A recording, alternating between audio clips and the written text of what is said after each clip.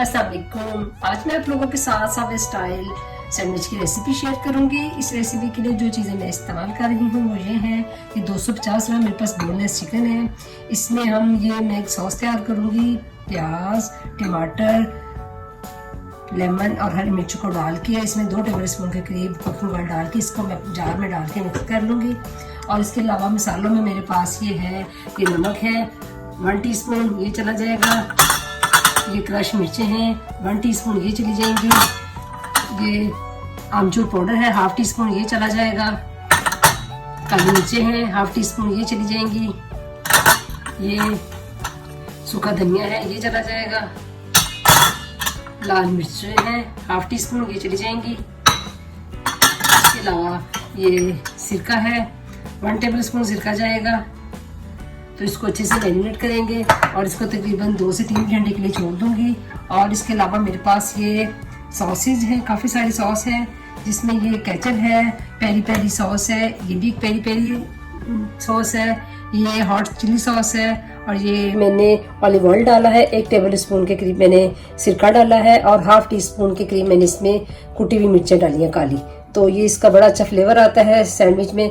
तो चले स्टार्ट। देखिए मैंने सॉस तैयार करके टमाटर, प्याज और हरी मिर्ची और लेमन डाल के मैंने बना दिया था। अभी इन सबको मिक्स कर देते हैं।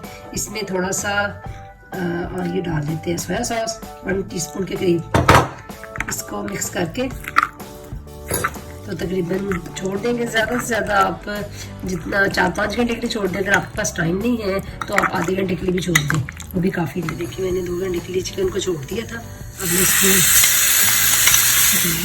ये देखिए तकरीबन मैंने 15 मिनट इसको पका लिया है। अब बिल्कुल ये इसी पोजीशन में हम इसको रहने देंगे और इसको ज़्यादा ड्राई नहीं करना सॉस को।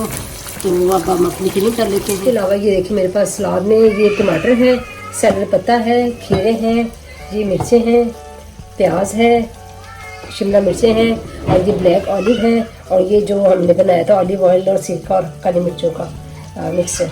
और ये मेरे पास इसके अलावा मेरे पास गार्लिक मायो है, गार्लिक मायो सॉस है, पेरी पेरी सॉस है, केचप है, हॉट चिली सॉस है, बन है, और चेडर चीज़ है। गरम चिकन इसके ऊपर डाल देंगे,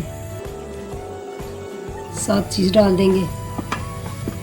चीज़ के आप स्लाइस छोटे छोटे कर लें अपनी ज़रूरत के मुताबिक।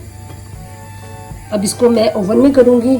प्रीहीट मैंने ओवन किया हुआ है, तो इसको मैं ओवन में रखूँगी तकरीबन 5 मिनट के लिए, ताकि जो हमारी चीज़ है वो मेल्ट हो जाए। जिन घरों में ओवन नहीं है वो आप इस तरह कर सकते हैं कि आप एक पैन लें, पैन को गर्म करने के लिए छोड़ दें। अब इसके ऊपर ये रख के अपना पैन, इसके ऊपर आप ढक्कन दे के तो इसको छोड़ दें तकरीबन 2-3 मिनट के लिए। फिर मैंने 4 सैंडविच तैयार किए हैं, इनको मैं ओवन में रखूँगी। ओवन को मैंने प्रीहीट करने के लिए रख दिया है। तो एक मैंने अपने चूल्हे पे रखा है, तो चलिए इसको अपने ओवन प्रीहीट किया हुआ 180 पे, इसको मैं तकरीबन 10 मिनट के लिए ओवन में छोड़ दूँगी।